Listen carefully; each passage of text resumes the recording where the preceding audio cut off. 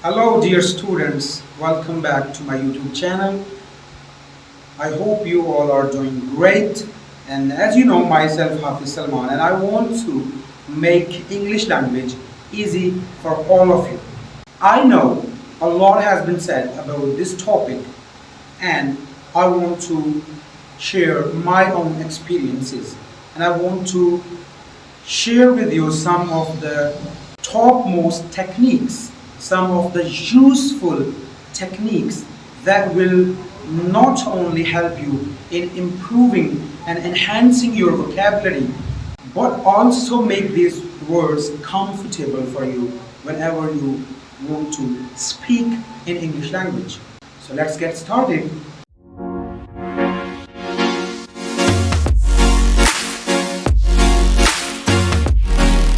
So, the biggest mistake our students make when they want to improve and enhance their vocabulary, they start right from the beginning and they start learning so many new words.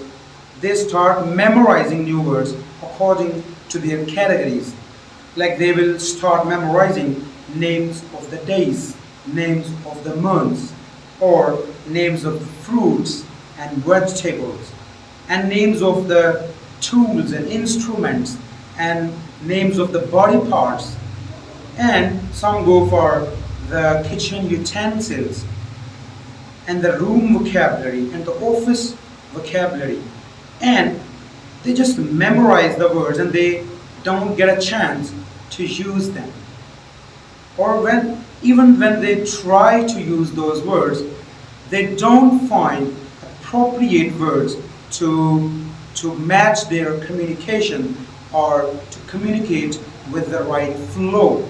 This is bound to happen because they don't memorize the words according or based on their context. They don't know the context of the word.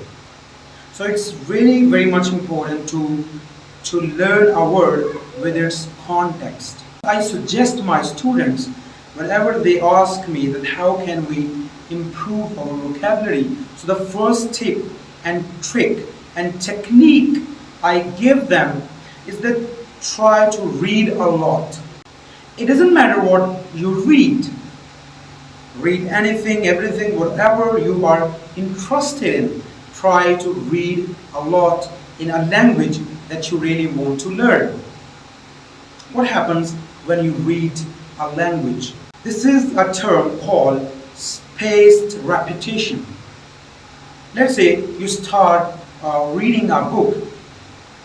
So you come across a new word, you look at its meaning, you learn a new word, you move to the next page or the fourth and fifth page, and you find that word again there.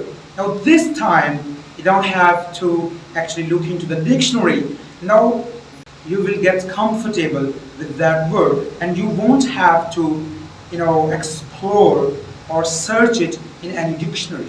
So try to read the things that you are interested in. If you are a sports person, try to read sports magazine.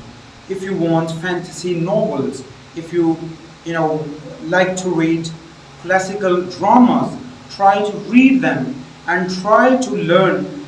Same goes with watching movies or series or dramas.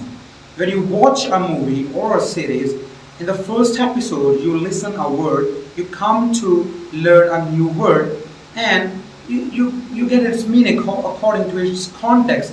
And when you go to the next episode or the third or the fourth, so the word is repeated time and again, and you get comfortable with that word, and you not only learn that word, you also start using it whenever need arises. Second important technique that actually helped me greatly, and it enhanced my vocabulary dramatically. I guarantee you, if you apply this technique, so this is a very simple trick. When you learn a new word, don't just learn its base form, or don't just learn it as one class of word. I hope you are familiar with the classes of the words or the parts of speech. Like we have different parts of speech that are combined together to form sentences. Like we have nouns, we have pronouns, we have adjectives, we have verbs and adverbs. So there are some closed word classes and there are some open word classes. Some of the word classes or parts of speech are closed. That means no new words are being added into those categories. On the other hand, open word classes are the classes in which a lot of new words, hundreds and thousands of new words are being added into those categories. Let's take the example of noun. So noun is an open word class and hundreds and thousands of new words, new nouns are being added into this category of word. So when you use words for making sentences, remember there are some open word classes like nouns, adjectives, verbs and adverbs. So just make a sentence like this room is beautiful. So try to replace the nouns with so many other options. You have so many options that you can replace one noun with so many others. And same goes with adjective. Like we can replace noun with a table. Like the table is, and you can change the word beautiful and add another adjective like spotless. So instead of saying the room is beautiful, you can learn new words by just changing these classes of words like the table is spotless or the glass is stainless. So you can learn a lot of new words by replacing nouns with other nouns, adjectives with other adjectives.